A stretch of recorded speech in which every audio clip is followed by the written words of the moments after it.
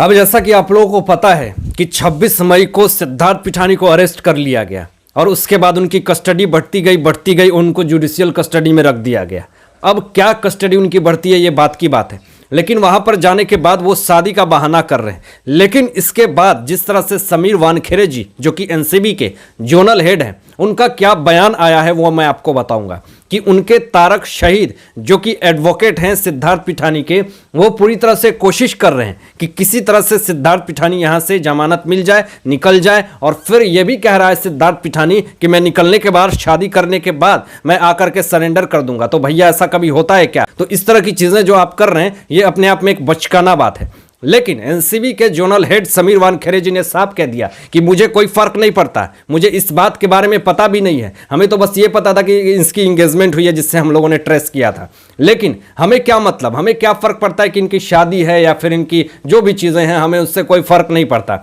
हमें जिस चीज को लेकर के इनकी इन्वेस्टिगेशन करनी थी, हमें कुछ चीजें मिली है, हमें एविडेंस मिली है, हम इनके अगेंस्ट जरूर खोजबीन करेंगे, पूछताछ करेंगे। चाहे आप कितनी भी कोशिश कर लीजिए, चाहे कितने भी आप हाथ पैर मार लीजिए, कोई फायदा नहीं होने वाला। एनसीबी के समीर वानखेड़े जी ने साफ ये साध शुद्ध अक्षरों में ये बातें कह दी। लेकिन यहां पे तारक शहीद जो उनके वकील हैं, वो पूरी तरह से कोशिश कर रहे हैं, पूरी तरह से हाथ पैर मार रहे हैं कि मेरा जो क्लाइंट है वो किसी तरह से यहां से निकल जाए और उसकी शादी हो जाए और फिर वो फरार हो जाए। लेकिन मुझे लगता है कि इस बार पूरी तरह से जिस तरह से समीर वानखेड़े जी के पास जो एविडेंस मिले हैं और जो चार्जशीट दाखिल हुआ है, ये अपने आप में इस केस को पूरी तरह से स्ट्रांग बनाती है। पिठानी की स्थिति पूरी तरह से खराब हो चली है, दुर्दिन हो चुका है और ये पिठानी ने खुद साबित कर दिया। जिस तरह से वो छटपटा रहे हैं अंदर, जिस तरह से वो जमानत के लिए बिलबिला रहे हैं कि किसी तरह से मैं निकल जाऊं, और जिस तरह से वो शादी की गुहार लगा रहे हैं, हमें लगता है कि अब पिठानी की पूरी तरह से जो स्थिति है वो दुर्दिन में बदल चुकी है।